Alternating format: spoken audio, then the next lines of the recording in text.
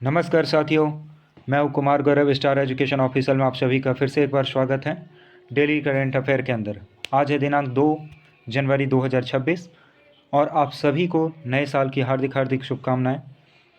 साथियों, कल 1 जनवरी को क्लास नहीं लिया था क्योंकि कल 1 जनवरी था और सब कोई इन्जॉयमेंट में लगा हुआ था, तो कल इस वजह से क्लास को अब्सेंट करना पड़ा। लेकिन आज आपके साथ फिर से खबर के साथ उपस्थित हैं और आज के दिन मनाए जाने वाले कुछ मुख्य दिवस और आज के कुछ मुख्य समाचार पर एक नज़र डालते हैं।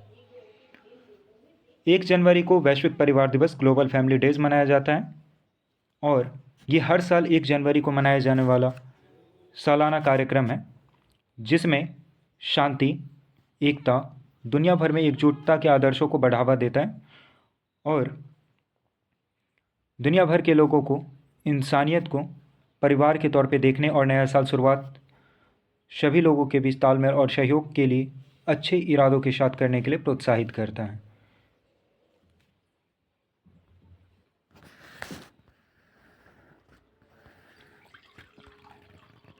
वहीं आज का जो दूसरा सबसे इम्पोर्टेंट खबर है वह 1 और 2 जनवरी को हो आदिवासियों के लिए काला दिन। इसे हम लोगों ने पीछे भी कवर किया था कि 1 और 2 जनवरी को हो आदिवासी लोग काला दिन मनाएंगे। ये काला दिन क्यों मनाया जाता है इसे जानते हैं। ये मुख्य रूप से झारखंड और ओडिशा के कोल्हन क्षेत्र में हो आदिवासी और अन्य आदिवासी समुदाय के लिए काला दिवस हर साल 1 और 2 जनवरी को कई ऐतिहासिक नरसंहारों की याद में मनाया जाता है, जिसमें सबसे खास जो है वो है 1948 का खारसावा नरसंहार। 1948 में खारसावा के अंदर जो नरसंहार किया गया था उसके तौर पे ये मनाया जाता है।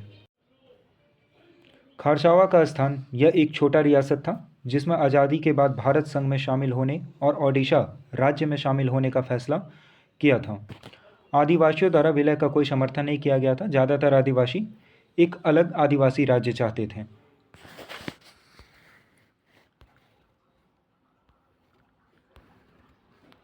वही नेक्स्ट जो है वह राकेश अग्रवाल को एनआईए प्रमुख का अतिरिक्त प्रभार मिला है। केंद्रीय गृह मंत्रालय मिनिस्ट्री ऑफ होम अफेयर्स ने मौजूदा डीजी सदानंद वसंत डेट को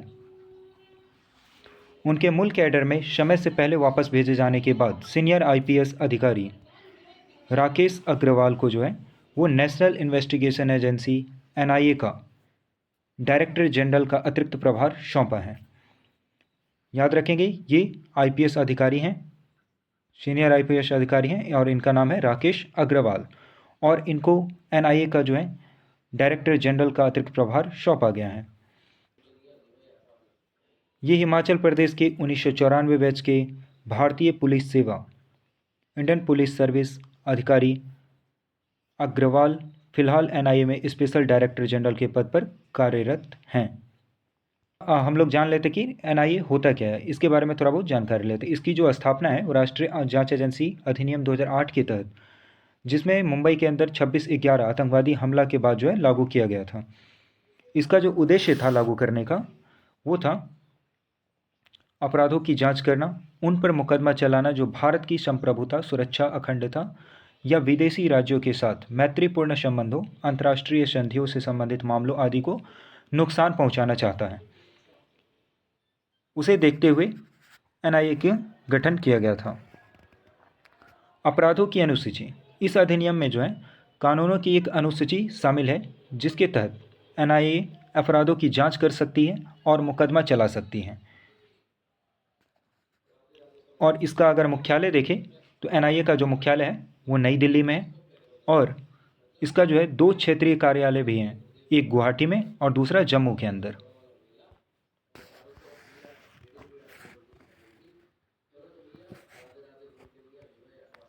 आज कुछ खास इंटरनेशनल न्यूज़ नहीं था, इस वजह से स्टेट न्यूज़ की ओर चलते हैं। गुजरात ने गिफ्ट सिटी में इंडियन एआई रिसर्च ऑर्गेनाइजेशन को मंजूरी दी है।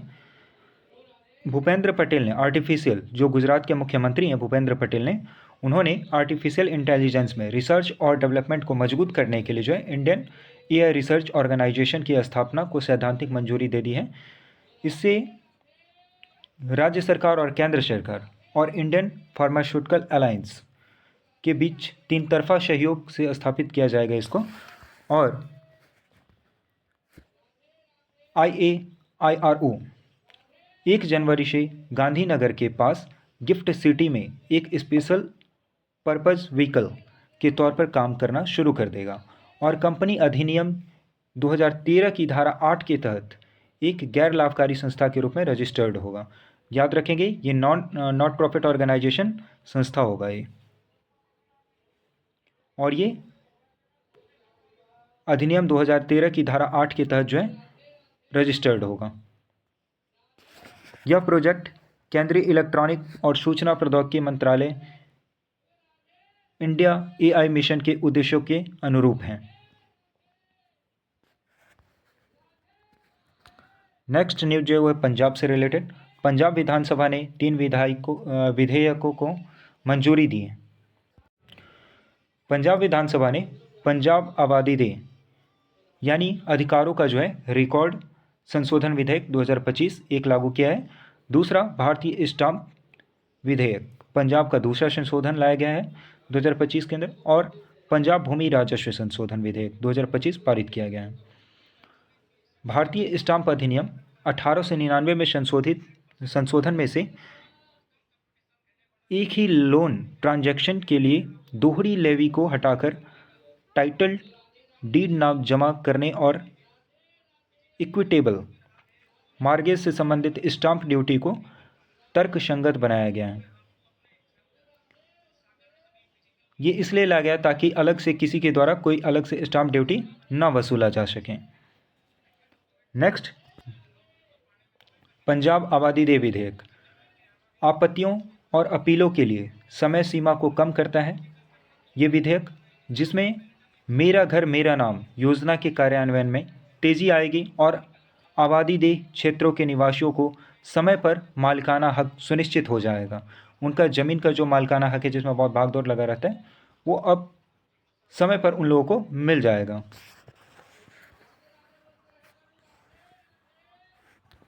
तीसरा, पंजाब भूमि राजस्व अधिनियम 1887 में संशोधन से राजस्व अधिकारियों के सामने मामलों का निपटारा तेजी से होगा।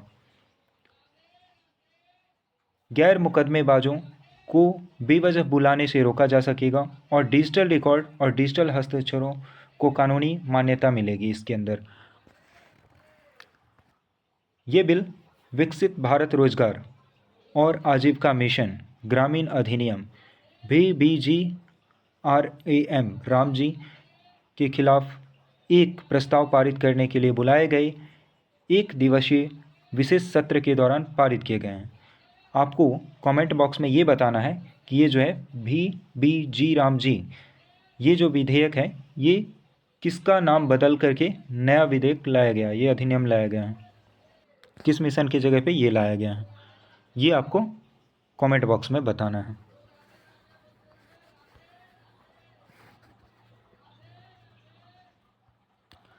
नेक्स्ट खबर है राजस्थान से। राजस्थान कैबिनेट ने प्रदूषण फैलाने वाले वाहनों को हटाने के लिए वाहन स्क्रैपिंग पॉलिसी को मंजूरी दी है। इसके अंदर भजन लाल शर्मा की अध्यक्षता वाली कैबिनेट ने खराब प्रदूषण फैलाने वाले वाहनों को सुरक्षित और पर्यावरण के अनुकूल तरीके से स्क्रैप करने के लिए मंजूरी दी है। योग्य वाहन, जो इसके लिए योग्य वाहन होंगे वो होंगे सरकारी वाहन 15 साल पुराने हो चुके हों या बिना रजिस्टर्ड हो या ख़राब हो गया हो, दुर्घटना में किसी तरीके से क्षतिग्रस्त हो गया हो या नीलामी में बिके स्क्रैप इस्तेमाल न होने लायक या फिर स्वेच्छा से दान किए गए कोई भी इस तरीके का वाहन है तो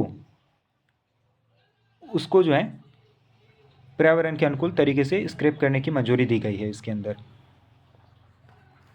मालिकों को अधिकृत केंद्रों से जमा प्रमाण पत्र मिलेगा। स्क्रैपिंग की जानकारी वाहन पोर्टल पर अपलोड की जाएगी और प्रोत्साहन के तौर पे देखा जाए तो नया वाहन जब वो खरीदने जाएंगे तो मोटर वाहन टैक्स में 50% तक की जो उनको छूट मिलेगी और इसकी जो अधिकतम सीमा है छूट की वो 1 लाख से अधिक नहीं होगा, 1 लाख तक है मैक्सिमम सीमा इसका। इस प्रक्रिया को पारदर्शी, डिजिटल और ट्रैक करने योग्य बनाने के लिए रजिस्टर्ड वाहन स्क्रैपिंग सुविधाओं की स्थापना को बढ़ावा दिया जाएगा।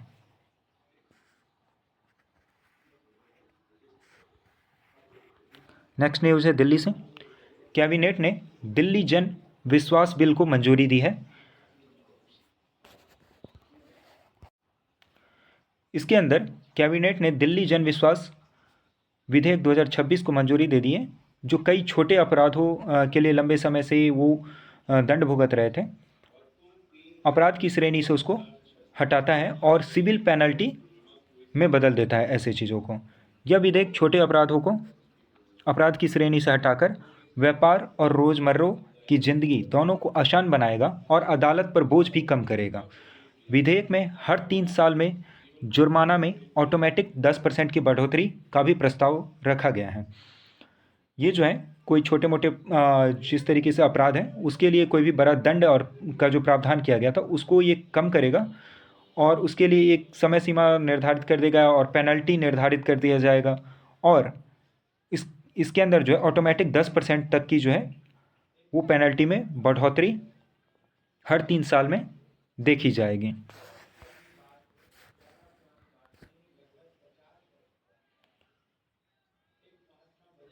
और इस विधेयक के जो दायरे में आते हैं विभिन्न कानूनों में दिल्ली औद्योगिक विकास संचालन रखरखाव अधिनियम, दिल्ली दुकानें प्रतिष्ठान अधिनियम, राष्ट्रीय राजधानी क्षेत्रीय Delhi, incredible India, bed and breakfast प्रतिष्ठान अधिनियम और दिल्ली कृषि उपज विपणन अधिनियम भी इसके अंदर शामिल है।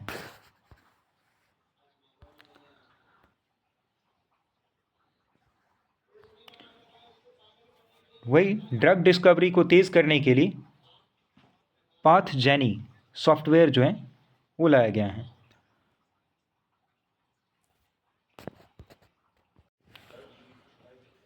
विज्ञान और प्रौद्योगिकी मंत्रालय ने पाथजेनी नाम का एक नया open source computation software develop किया है, जो क्या करेगा, ड्रग प्रोटीन को अनबाइंडिंग करके सही सिमुलेट करके ड्रग डिस्कवरी की प्रक्रिया को काफ़ी तेज़ करेगा उसको और उसका अच्छा एब्जॉर्प्शन करवा पाएगा। यह दवा शरीर में रहने के समय का अनुमान लगाने में मदद करता है, जो दवा की असरदारता और सुरक्षा में एक अहम फैक्टर है। इसे जो विकसित किया गया है वो SN. Bose national centre for basic sciences Kolkata के वैज्ञानिक द्वारा इसको जो है डेवलप किया गया है, यानी बनाया गया है। ये याद रखेंगे एग्जाम के पॉइंट ऑफ व्यू से। SN. Bose national centre for basic sciences Kolkata के वैज्ञानिकों के द्वारा इसको डेवलप किया गया है और इसका जो उद्देश्य है वो है धीमी दुर्लभ मॉलिक्यूलर ट्रांजिशंस को कैप्चर करने के लिए पारंपरिक मॉलिक्यूलर डायनेमिक्स को जो है सिमुलेशन के द्वारा सीमाओं को दूर करना होगा। वही नेक्स्ट न्यूज़ है मणिपुर से।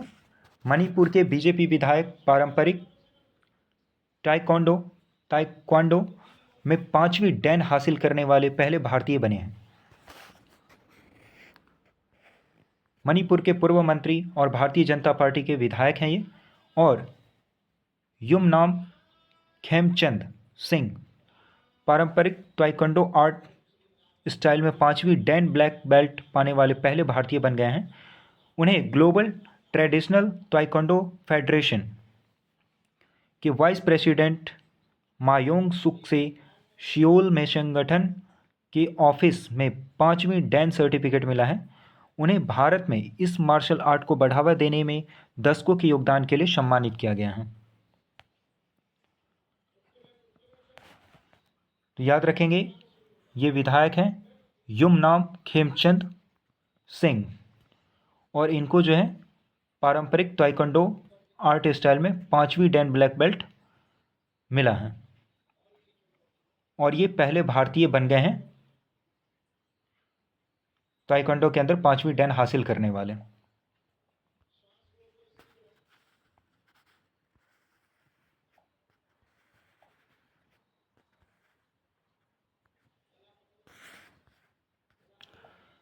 वही तीसरी न्यूज़ है,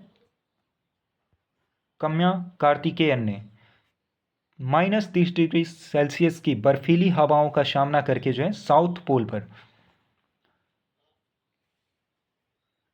स्कीइंग करने वाली सबसे कम उम्र की भारतीय बनकर सबका दिल जीता है।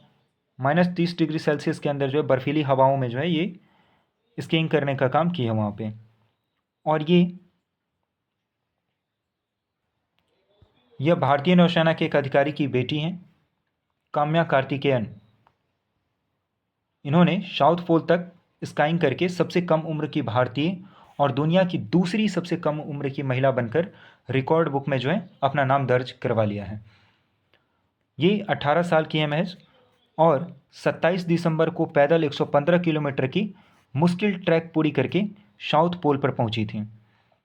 एक्सप्लोरर्स ग्रेट स्लैम कर रही हैं, जो कि दुनिया की सबसे मुश्किल एडवेंचर चुनौतियों में से एक है।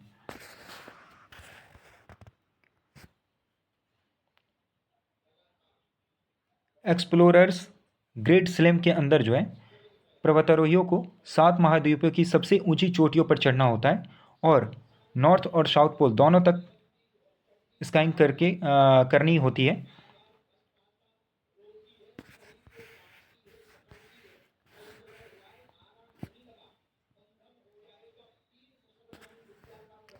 और कार्तिकेयन जो हैं ये पहले ही 7 समिट्स चैलेंज पूरा कर चुकी हैं,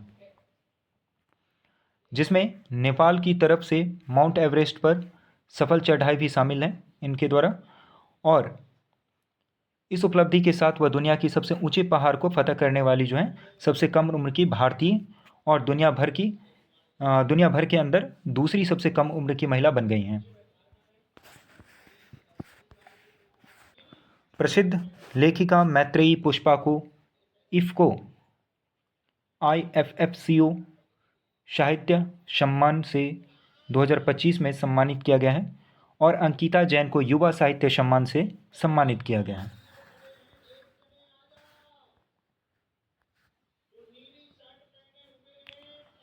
मैत्रेयी पुष्पा को हिंदी साहित्य के अंदर जो है उनके खास योगदान को लेकर के, खासकर ग्रामीण जीवन, महिलाओं के अनुभवों और सामाजिक वास्तविकताओं को दर्शाने वाली रचनाओं के लिए जो है इफ़को साहित्य से सम्मानित किया गया 2025 में।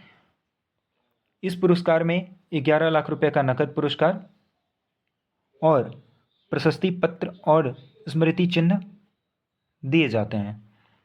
यह सम्मान नई दिल्ली के कम्मानी ऑडिटोरियम में आयोजित एक समारोह में इफ़को के चेयरमैन दिलीप संघानी ने प्रदान किया है।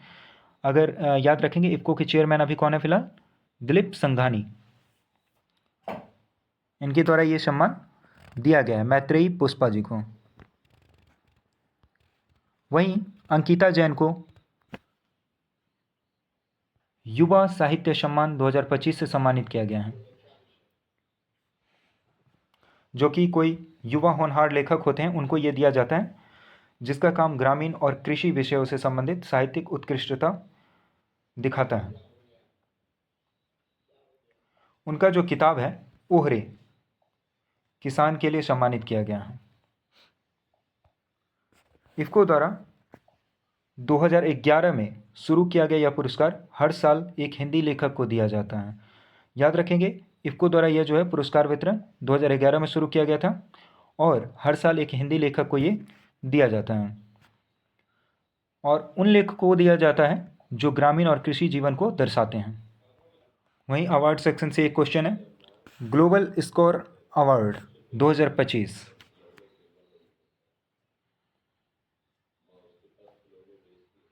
इसका जो एडिशन है वो है 16वां beyond development global score awards. इसका जो तारीख है 28 दिसंबर 2025 को दिया गया और जगह Atlantis the Royal Palm Jumeirah Dubai, संयुक्त अरब अमीरात के अंदर दुबई स्पोर्ट्स काउंसिल द्वारा ये आयोजित किया गया था।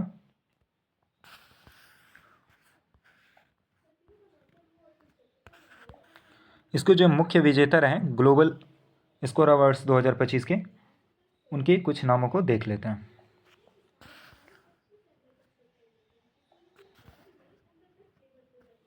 पहला जो है ग्लोबल स्पोर्ट्स अवार्ड वो नोवाक जोकोविच को दिया गया है। ये टेनिस के प्लेयर हैं। दूसरा सर्वश्रेष्ठ पुरुष खिलाड़ी जो हैं उस्मान डेम्बेल, इनको जो है पेरिस सेंट जर्मेन इस खेल से संबंधित है। तीसरा सर्वश्रेष्ठ महिला खिलाड़ी जो हैं एताना बोनमती,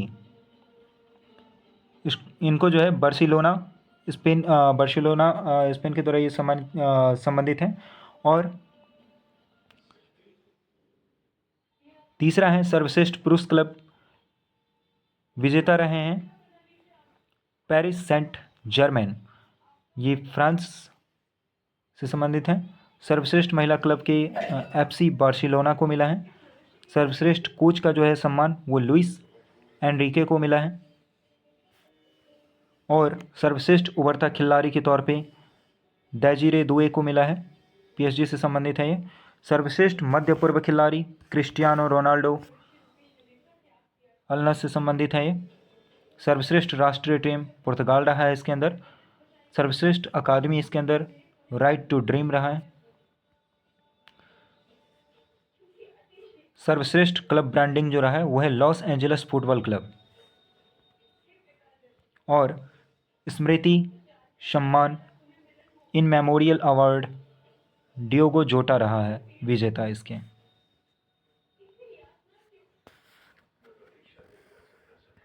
नेक्स्ट न्यूज़ की ओर देखते हैं। World weather attribution annual report 2025 जारी किया गया।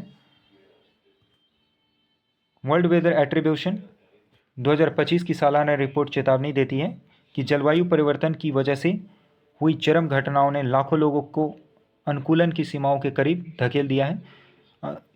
इसका तात्पर्य ये हुआ कि जितना बॉडी का एब्जॉर्प्शन होता है ये उसकी सीमाओं के करीब धकेल दिया है, जहाँ से अब बॉडी उसकी क्षमताओं को सहन नहीं कर सकता है।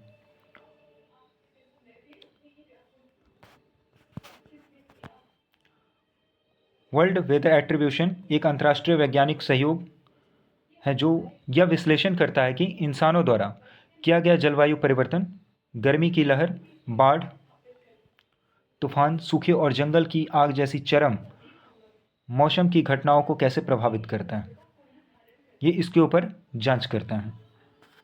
ये एक अंतर्राष्ट्रीय वैज्ञानिक सहयोग संस्था है वर्ल्ड वेदर एट्रीब्यूशन, और इसने अपना वार्षिक रिपोर्ट 2025 में जारी किया है। आज की कुछ मुख्य क्वेश्चन पे एक नज़र डालते हैं। सबसे पहला क्वेश्चन, वैध फिटनेस या रजिस्ट्रेशन। पहला जो क्वेश्चन वो है राजस्थान वाहन स्क्रैपिंग पॉलिसी 2025 के बारे में निम्नलिखित कथनों पर विचार करें। मैंने अभी थोड़ी देर पहले आप लोगों को बताया कि वाहन स्क्रैपिंग पॉलिसी जो है वो राजस्थान लेकर के आया है, और इसमें दो कथन दिए गए, इनमें से कौन सा सही है आपको इसका उत्तर पहचानना है। सबसे पहला है वैध फिटनेस या रजिस्ट्रेशन के बिना वाहनों को पॉलिसी के तहत स्क्रैप किया जा सकता है। ऑप्शन 2 जो है दूसरा नंबर कथन जो है वो है 25 साल से ज़्यादा पुराने सरकारी वाहन दुर्घटनाग्रस्त नीलामी में बिके स्क्रैप बेकार और स्वेच्छा से दान किए गए वाहन इस पॉलिसी के तहत स्क्रैपिंग के लिए योग्य हैं। इस कथन को आप लोगों को देखना है और इसका उत्तर करना है। 1 मिनट का टाइम दे रहे हैं। चलिए देखते हैं। वैध फिटनेस या रजिस्ट्रेशन के बिना वाहनों को पॉलिसी के तहत स्क्रैप किया जा सकता है, ये कथन बिल्कुल सही है। अगर किसी वाहन के पास उसका फिटनेस रजिस्ट्रेशन नहीं है तो उस वाहन को पॉलिसी के तहत जो है स्क्रैप किया जा सकता है।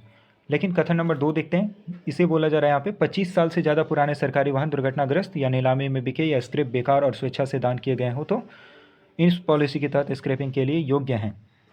बिल्कुल गलत। इसमें जो रखा गया है वो है 15 साल से ऊपर का। 15 साल से पुराना अगर कोई भी वाहन होगा तो उसको स्क्रैप के लिए जो है योग्य माना जाएगा। तो इसमें कथन 1 सिर्फ सही है, यानी ऑप्शन ए इसका जो है सही उत्तर है।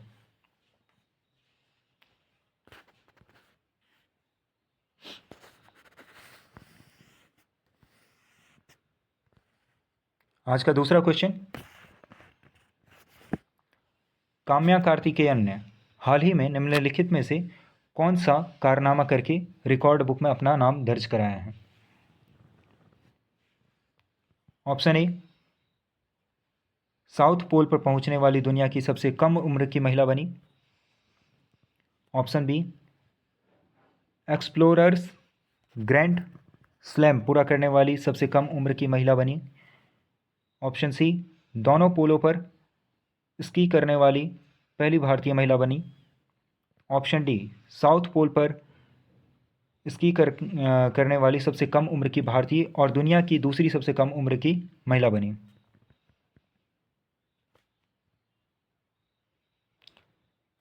हम लोगों ने अभी पढ़ा था इसे। साउथ पोल पर जो है ये स्की करने वाली सबसे कम उम्र की भारतीय महिला और दुनिया की दूसरी सबसे कम उम्र की भारतीय महिला बन करके रिकॉर्ड बुक में इन्होंने नाम दर्ज करवाए हैं और ये एक भारतीय हैं। ऑप्शन डी करेक्ट है। क्वेश्चन नंबर 3 को देखते हैं। 2025 ग्लोब सॉकर अवार्ड्स में बेस्ट मेंस प्लेयर का अवार्ड किसने जीता है? पहला, किलियन एम्बापे। तीसरा, Lionel Messi. C, Ousmane Dembele. D, Erling Haaland. इसका जो सही उत्तर है वह है Ousmane Dembele. Option C right answer.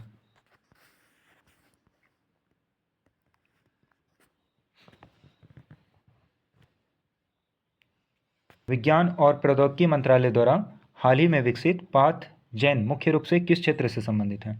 ए, दवा की खोज और मॉलिक्यूलर सिमुलेशन से। बी, जलवायु मॉडलिंग से। सी, अंतरिक्ष मौसम की भविष्यवाणी से। डी, जीनोमिक सीक्वेंसिंग से। अभी हम लोगों ने इसे पढ़ा था। ये जो है दवा की खोज और मॉलिक्यूलर सिमुलेशन से, जिससे क्या होगा, एब्जॉर्प्शन जो है ड्रग का वो आसानी से हो पाएगा।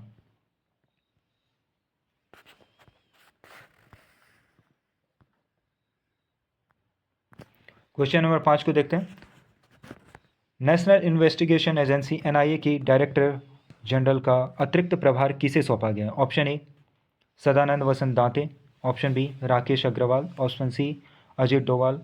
Option D, Praveen Sinha. हम लोगों ने इसे अभी पढ़ा है। इसका जो सही उत्तर है वो है Rakesh Agrawal. Option B, that's is right answer.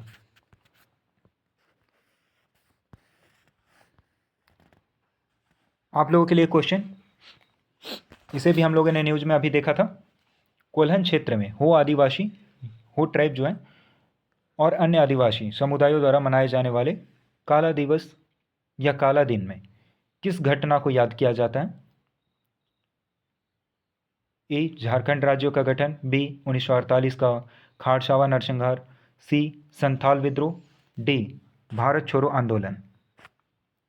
इसका उत्तर आप लोग कमेंट बॉक्स में देंगे। इसे हम लोग कल करेंगे। ये आज के लिए आप लोगों का होमवर्क है।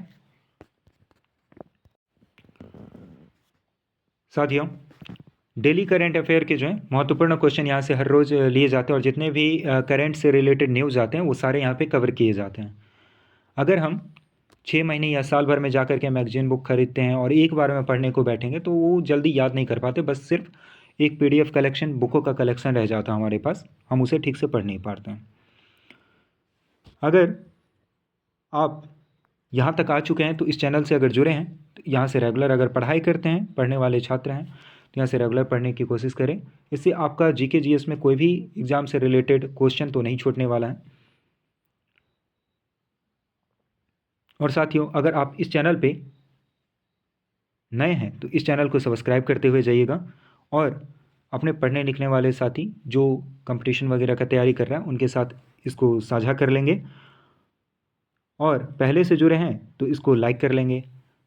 और किसी तरीके का क्वेरी या कोई क्वेश्चन हो तो आप कमेंट बॉक्स में वो हमें बता सकते हैं। आज के लिए इतना ही, धन्यवाद। मिलेंगे कल फिर